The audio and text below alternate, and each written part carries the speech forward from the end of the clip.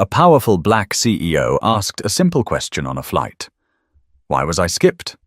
What followed exposed more than bias. It exposed how quiet moments can speak volumes.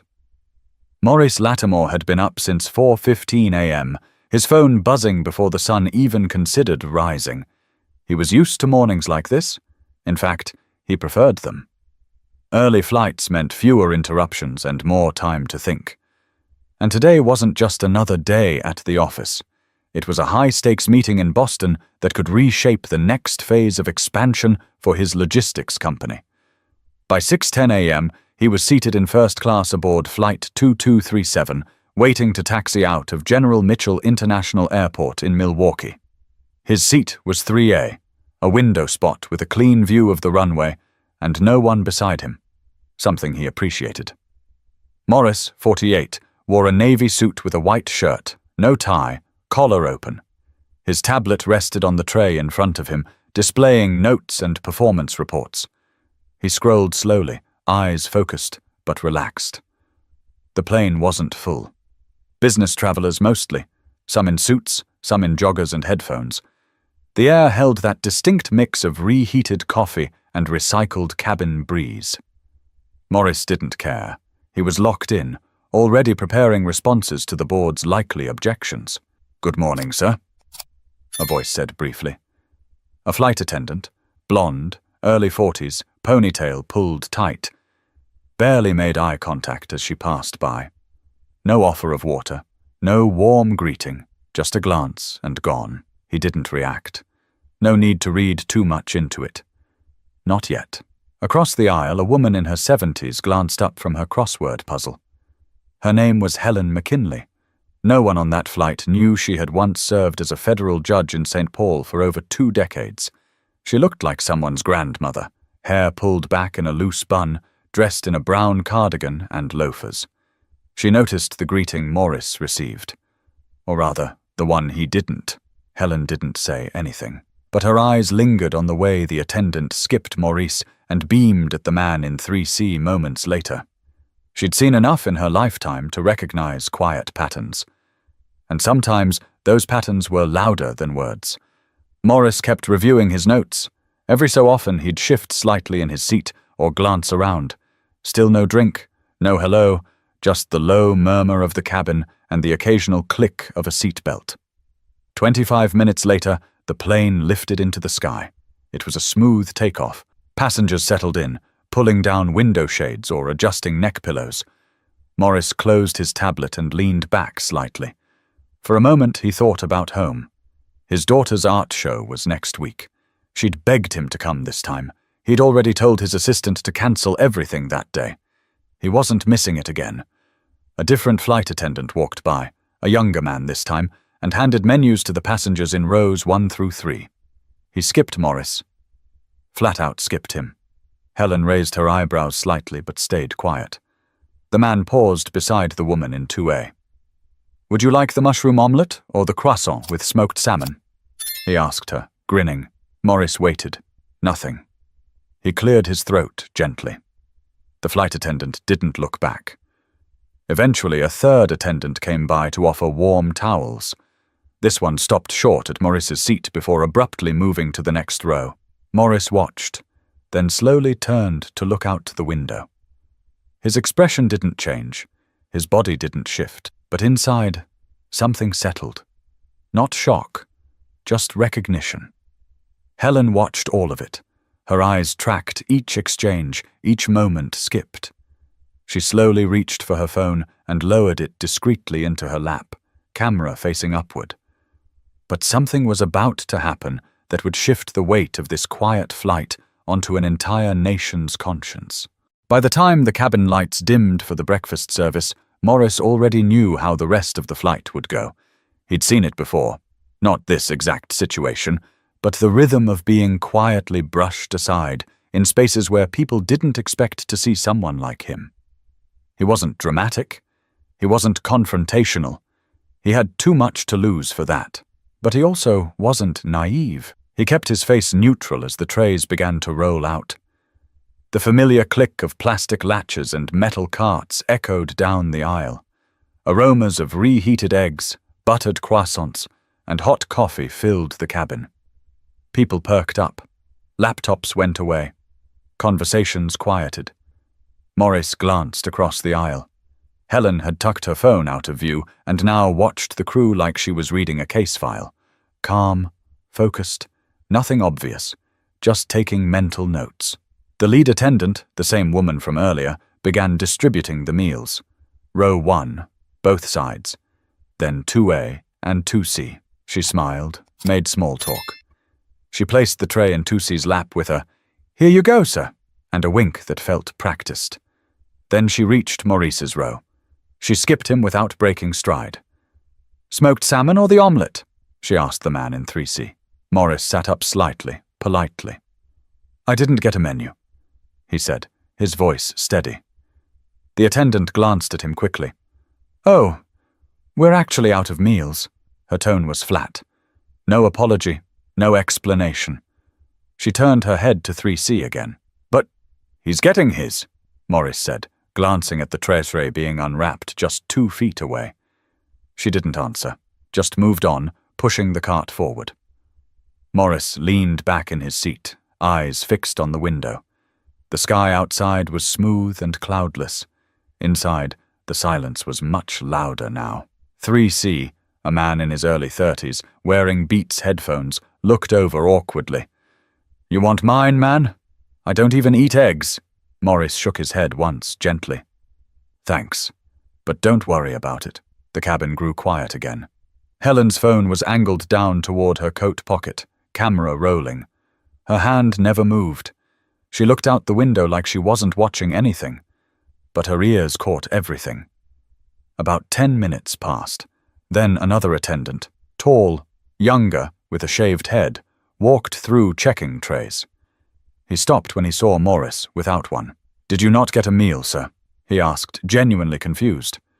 Maurice looked up at him. "I was told you were out." The young man blinked. "Let me check." He turned and walked briskly toward the galley. A few moments later, he returned with a sealed omelette tray. "We had 3 extra," he said, placing it down gently. "I'm really sorry about that. Not sure what happened." Maurice gave a polite nod. "Appreciate it," but he didn't touch the tray. It just sat there. Cooling. Helen leaned forward slightly and spoke for the first time. "May I ask something?" she said quietly. Maurice turned to her. "Would this have gone the same way if you looked different?" Maurice exhaled slowly through his nose, almost a laugh, but not quite. "I ask myself that more times than I can count," he replied. Neither of them said anything else for the next half hour, but the silence between them wasn't empty. It was full of understanding, of calculation, of knowing exactly how thin the line is between being served and being ignored, and how often that line moves depending on who's watching. A few rows back, someone scrolled past a tweet about breakfast. Another passenger chuckled at a podcast. In 3A, a man in a navy suit sat perfectly still beside a full meal he never asked for and wouldn't eat. But the real story hadn't even started yet, and what was quietly captured on Helen's phone was about to make a lot of people very, very uncomfortable. By the time the captain announced their descent into Boston, Logan, the flight attendants had returned to autopilot, smiling, offering water refills, collecting trays. No one mentioned what had happened in row 3. Maurice hadn't touched the omelette. He had spent the rest of the flight rereading the quarterly review on his tablet, not because he was focused, but because it gave him something to look at that wasn't a wall of forced politeness and invisible lines. Helen McKinley had stopped pretending to do her crossword. Instead, she'd watched, quietly, carefully. Her phone rested face down on her lap now, but she'd gotten what she needed. 3 minutes and 17 seconds. That's how long the recording was. Enough to show the moment Maurice asked why he was skipped. Enough to catch the way the lead flight attendant's tone turned sharp when answering him. Enough to highlight the expression on Maurice's face. Composed, but heavy. She didn't know if she was going to use it. She hadn't decided. But she knew one thing. If she didn't capture it, no one would believe it had happened at all. As the plane taxied toward the gate, passengers began stirring, stretching, checking phones, adjusting coats. The energy shifted. People moved on.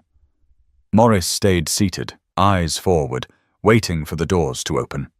His posture was straight, hands folded. He didn't look angry. Just done. The first-class cabin emptied fast. Business travelers were in a rush. Meetings to get to, calls to return. Morris stood, took his briefcase from the overhead bin, and gave a quick nod to Helen.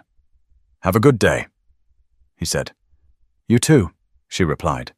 Then added, "Don't let this slide." Morris paused, looked at her. "I won't," he said. Outside the gate, he moved with purpose but without hurry. The terminal was buzzing with morning movement, gate changes, announcements, luggage wheels dragging across tile. He found a quiet spot near a phone charging station and opened his laptop. 15 minutes later, he filed a formal complaint through the airline's digital portal. It was methodical, not angry, just a clear summary of events. He didn't exaggerate, didn't speculate. He listed the flight number, the time, the names he remembered from the crew's badges, and a direct quote from the attendant who'd told him, "We're out." He clicked submit, and that could have been the end of it. But Helen had other plans. She sat on a bench in the terminal, sipping from a travel mug, debating her next move. She hadn't touched social media in weeks, but something about the moment, it sat heavy on her. She pulled out her phone, trimmed the video, and typed, "I never post things like this, but what I witnessed on Flight 2237 this morning left a knot in my chest. A black man in first class was flat out skipped during meal service. When he asked, he was told meals were out, while the man next to him was eating. I filmed it. Watch for yourself," she posted the video. By the time her Uber reached her daughter's house in Cambridge, the clip had been shared nearly 1,000 times. 3 hours later, it hit 20,000. And just before noon, someone from a major news outlet picked it up. They didn't even call her first, just ran the story with a blurred still of Morris's face, and the headline, "Airline staff allegedly deny first-class meal to black CEO." That word, allegedly, sat wrong with her. She had the proof. She'd lived it. Morris, meanwhile, was already in the conference room at the Seaport District, presenting to executives who had no idea his morning began with a quiet act of disrespect. He kept his tone measured, his slides tight. He didn't bring up the flight. Not yet. But when his assistant leaned over and whispered, "You're going viral on Twitter," he blinked. Once. No reaction. Later in the restroom, he watched the clip with the volume off. His jaw didn't move, but his eyes told a different story. But silence only works until the world hears something it can't ignore. And the world was now watching. By 2:45 p.m., the story had already spread beyond Twitter.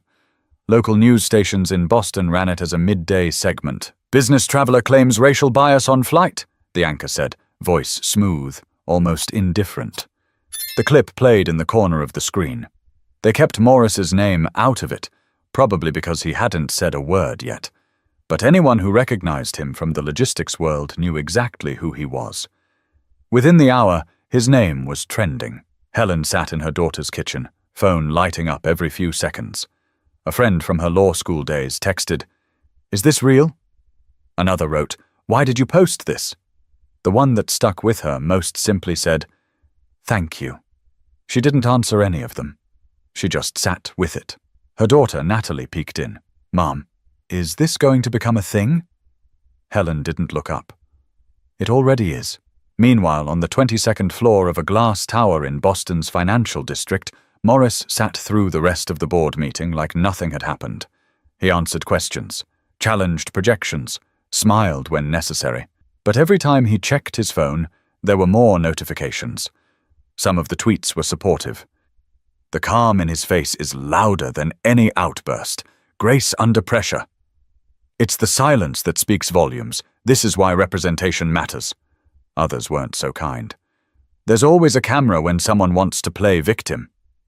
Maybe it was just a mistake. Not everything is about race." Morris scrolled, expression flat. He wasn't surprised. Not at the comments, not at the speed, not even at the people now tagging the airline, demanding answers. Back at corporate headquarters in Dallas, the airline's communications team was already scrambling. The head of PR, Melissa Granger, stood at the center of a crowded conference room, holding her phone in one hand and a notepad in the other. "We need a holding statement within the hour," she said. "Do we confirm the crew's been identified?" someone asked. "We're still verifying names." "Should we contact the passenger?" Melissa shook her head. "Not until we know what our legal team says. For now, we acknowledge the incident and commit to a review." That's it. And so at 3:12 p.m., the airline posted a short, tight message to all their platforms.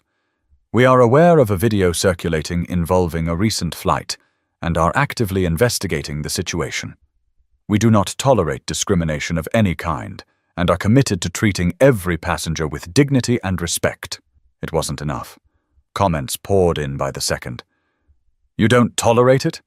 Looks like you did exactly that. This isn't just about a bad crew. This is about who gets believed and who gets ignored. Where's the apology?" By 5 p.m, 3 former employees of the airline had posted anonymously on Reddit, claiming they had experienced or witnessed similar behavior on other flights. One of them wrote, "First-class crew is often quietly trained to manage the section's tone." Translation: favor the regulars, ignore the rest. The story wasn't just Morris's anymore, it was everyone's. Reporters called the company's media line non-stop. Producers at major networks reached out to Helen through her LinkedIn inbox. One offered to fly her to New York the next morning. She declined. She wasn't looking for attention. She just wanted people to understand that what she'd witnessed wasn't loud or dramatic. It was quiet, subtle, but unmistakable. A microaggression, caught on video, magnified for the world to see. At 6:47 p.m., a woman who had been seated 2 rows behind Maurice posted a reply to the video. "I was on that flight. I saw what happened. I didn't speak up, and I should have. Watching this now makes me sick."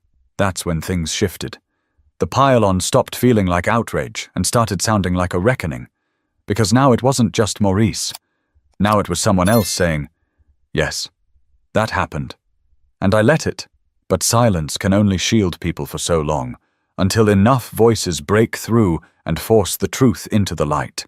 It wasn't until the following morning that Maurice received the official email from the airline. The subject line read, "Regarding your complaint, Flight 237. He opened it without much thought. The message was short, carefully worded, apologetic in tone, but clinical in structure. "We appreciate you bringing the incident to our attention. After reviewing available materials and speaking with involved parties, we have taken appropriate internal action. The crew members responsible have been removed from active duty, effective immediately. No names, no direct apology, no real admission. But the message was clear enough." He closed the email and pushed his laptop aside. Outside the hotel window, the Boston skyline was beginning to shimmer under a pale morning sun. He had another day of meetings ahead, but for the first time in a long while, he felt the weight of being seen, on a massive, public scale. Not because of what he said, but because of what someone else had witnessed. He didn't know Helen's last name until a producer from a cable news show called his assistant asking for comment.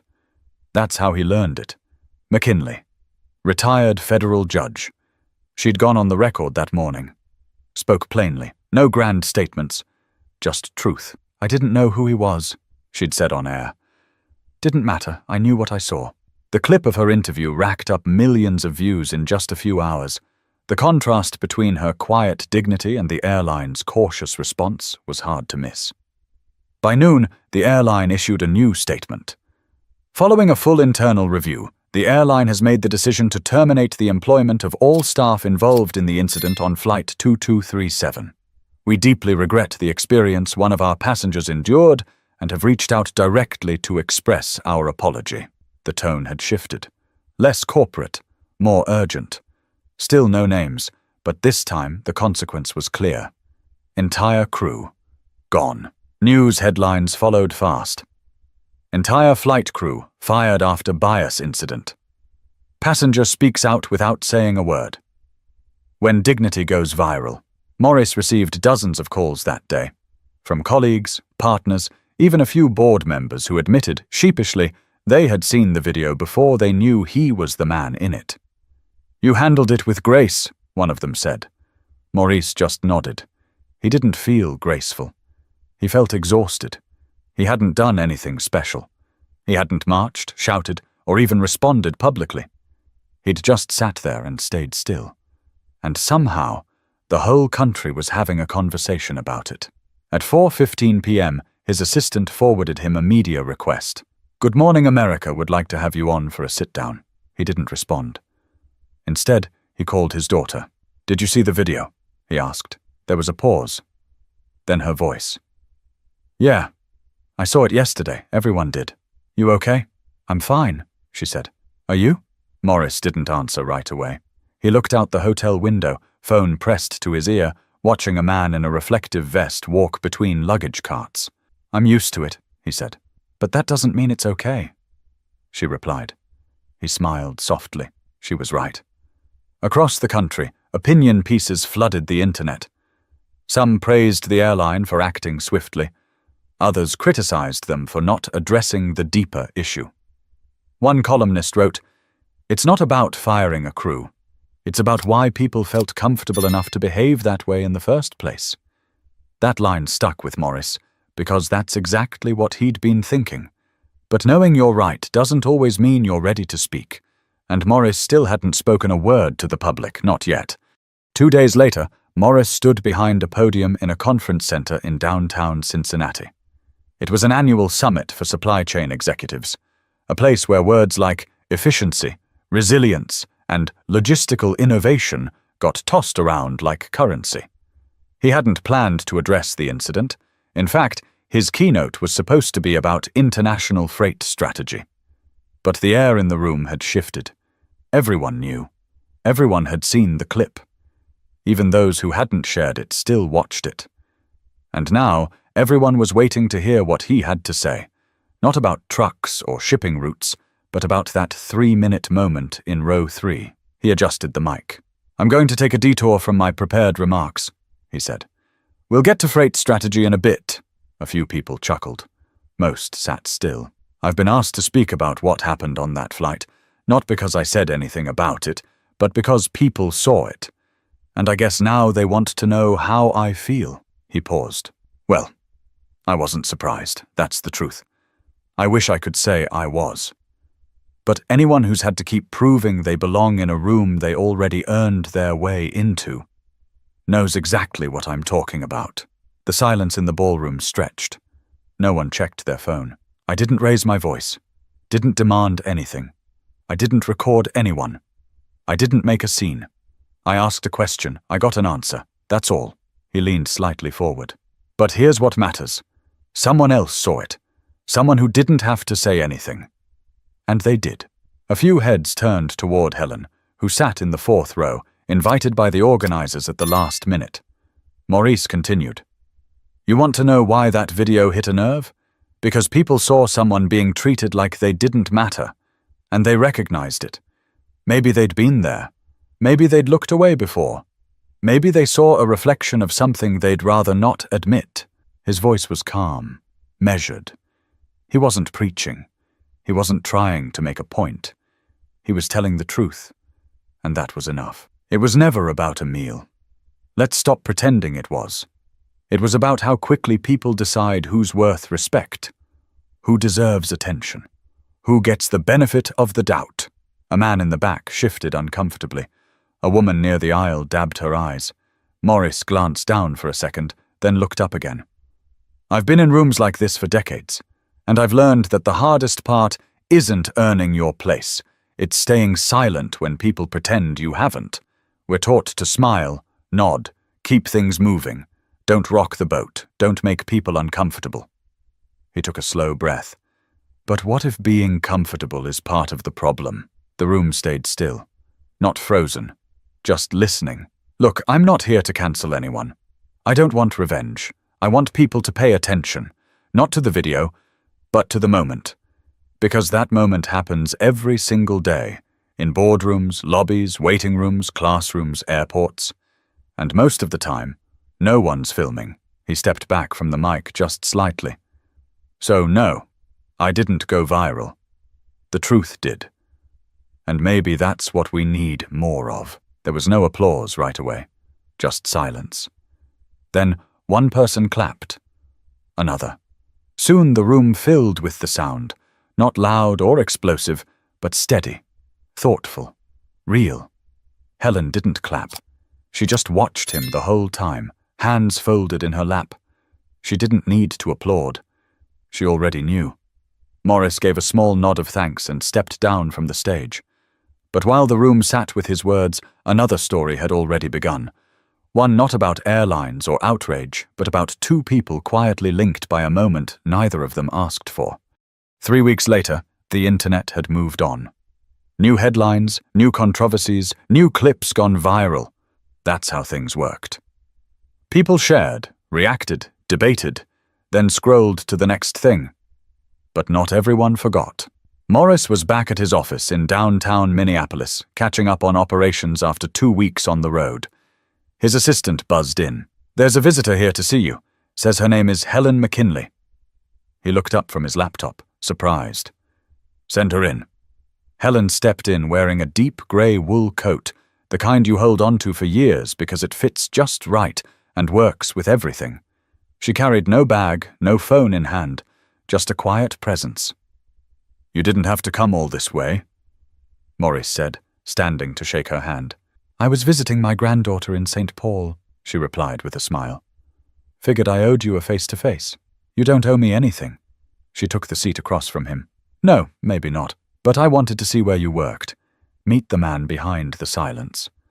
Morris sat back, exhaling through his nose. "Well," he said, "this is it.